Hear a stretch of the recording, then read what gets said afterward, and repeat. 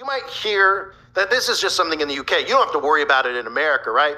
In fact, when Donald Trump goes and speaks at the United Nations, all we talk about in America, because people are so dumbed down, is who shut the escalator off. Everyone in the alt-right media, who shut the escalator off? Let's find out who shut it off. Let's fire him. Let's continue bringing in the thought police and let's fire people from their jobs if they accidentally press the off button on an escalator. Meanwhile, you might say, well, Donald Trump's not on board with a digital ID. The father of the vaccine, by the way, who has distanced himself from the vaccine and pivoted towards bringing in the AI governance infrastructure, and nobody's paid attention to it.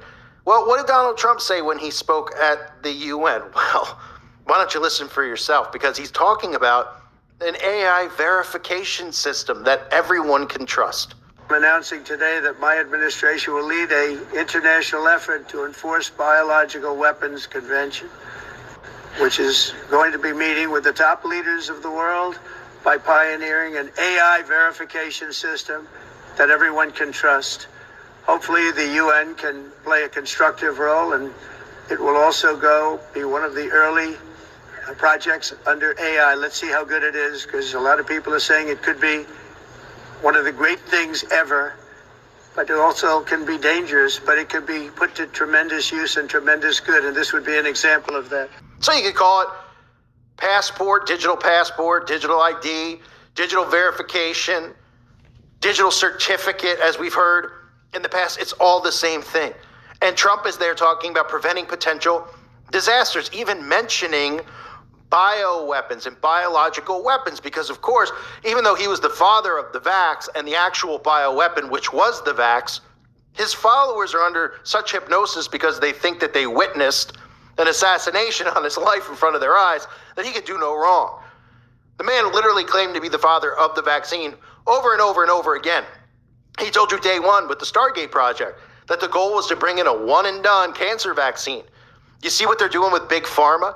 They're moving away from Big Pharma because they're pivoting towards gene editing and saying, look, you have this disease, we're going to get rid of it forever. All you have to do is let us edit your genetic code. You know, the one unique thing that you have that God actually gave you? Yeah, we're going to edit that and manipulate, but you'll never get cancer again. You'll never get this again. You'll never get Alzheimer's disease or Parkinson's disease. So Trump details all this stuff, and he says they're pioneering an AI verification system that everybody can trust. Hopefully the UN can play a constructive role in it and be one of the early projects under AI. That's a digital ID that he's talking about. It's the same thing we're hearing in the UK. So for anybody out there that's going, well, it's not coming to America. Oh, no, it's coming to America. It's coming everywhere. The New World Order is built on this digital ID, because the pivot right now is for a digital ID, but it's really about bioconvergence. And for people out there that haven't been paying attention, well, Donald Trump is bringing in AI governance. He's building out data centers every single day. About all we hear about are these $500 billion data centers. Nobody goes, what are these things, right? The rise of the data center. Hey, these data centers are going to suck out our resources. Don't worry about it. What are they? I don't know. Right? The data center is you. This is the surveillance state that Trump is bringing in. It's not just every piece of data that we've already given to the internet.